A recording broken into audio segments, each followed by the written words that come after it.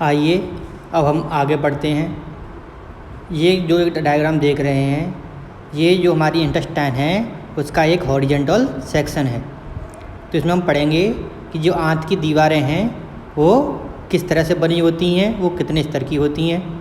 तो इस आप फोटो में आप देख सकते हैं कि जो आंत की दीवार है वो मुख्यतः 4 स्तर की बनी होती है। Number 1 serosa, number 2 muscularis, number 3 submucosa, number 4 mucosa. जो इसकी दूसरी परत है मस्कुलरिस, वो 2 भागों से मिलकर बनी होती है, भीतरी वर्तुल्य और बाहरी अनुदैर्ध्य।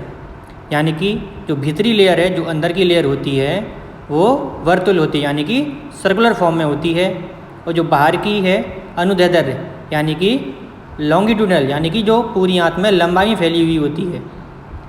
इनका कार्य क्या है?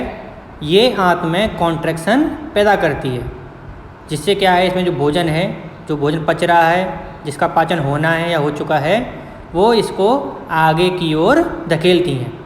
इनमें मूवमेंट होते हैं, मस्कुलर मसल्स की बनी हुई हैं तो मूवमेंट होंगे। तो इन दोनों में मूवमेंट होने से ये जो भोजन पदार्थ है उसको ये आगे धकेलती हैं। यहाँ हमें एक ल्यूमेन और दिख रहा है। तो ये ल्यूमेन क्या होता है? ल्यूमेन बोलते हैं खाली स्थान को। जो आंत है उसके अंदर के खाली स्थान को हम ल्यूमेन कहते हैं।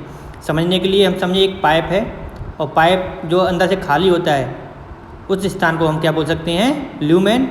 और उसकी जो बॉडी बनी हुई है, जो प्लास्टिक है, वो यहाँ पर आंत में 4 विभागों की बनी हुई है। नंबर 1 सेरोसा, मस्कुलरिस, सबम्यूकोसा और म्यूकोसा। आप देख सकते हैं जो म्यूकोसा है वो अंदर से कुछ कटी हुई है।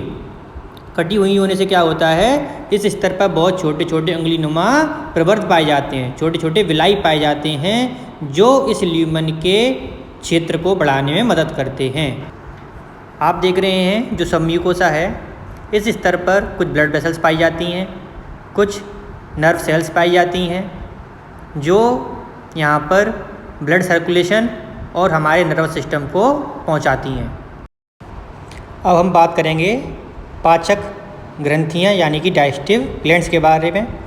तो आहार नाल से जुड़ी हुई कुछ ग्लैंड्स पाई जाती हैं, जैसे लार ग्रंथियाँ, हमारा लिवर और अग्नाशय यानी कि पैनक्रियाज। ह्यूमन में 3 प्रकार की लार ग्रंथियाँ यानी कि सैलिवरी ग्लैंड्स पाई जाती हैं। Number 1 parotid gland, number 2 submandibular, number 3 sublingual gland. जो पैरोटिड ग्लैंड है वो हमारे कान के नीचे पाई जाती है, कान के नीचे। सबमैंडिबुलर हमारे जबड़े के नीचे, और सबलिंगुअल यानी कि हमारी टंग के नीचे। इन लार ग्रंथियों का क्या कार्य हैं, ये कौन से पाचक रस को निकालती हैं, ये हम आगे पढ़ेंगे जब हम पढ़ेंगे भोजन का पाचन। अब हम दूसरी ग्लैंड के बारे में पढ़ते हैं, जो है लिवर। ये कहाँ पाया जाता है? हमारी एब्डोमिनल कैविटी में, डायफ्राम से नीचे।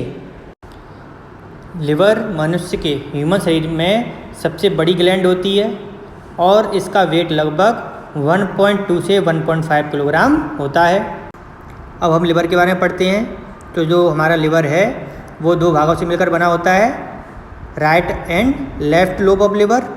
अगर हम बात करें कि लिवर की स्ट्रक्चरल और फंक्शनल यूनिट क्या है, तो वो होती है हेपेटिक लोब्यूल्स। हेपेटिक लोब्यूल से मिलकर ही पूरा लिवर बना होता है। ये इसको फंक्शन करती है और इसका कार्य भी करती है। लिवर चारों ओर से एक पतली परत से ढका होता है, जिसे बोलते हैं ग्लिसेंस कैप्सूल। यह एक संयोजी ऊतक होता है, यानी कि एक कनेक्टिव टिश्यू। जो लिवर की ग्लैंड्स हैं वो पित्त का निर्माण करती हैं, जो कि नलिकाओं से होता हुआ एक थैलीनुमा संरचना में भर जाता है, जिसे पित्ताशय या फिर गॉल ब्लैडर कहते हैं। इस गॉल ब्लैडर में जो पित्त है वो कुछ समय तक इकट्ठा रहता है, और साथ ही साथ में यह यहाँ पे कंसंट्रेट होता रहता है, सांद्रित होता रहता है। पित्ताशय की नलिका और यकृत की नलिका आपस में मिलकर के एक कॉमन मूल पित्त वाहिनी बनाती हैं। पित्ताशयी नलिका और अग्नाशयी नलिका आपस में मिलकर के यकृत अग्नाशयी वाहिनी बनाती हैं, जो कि इंटेस्टाइन के ड्यूडेनम में खुलती है, यानी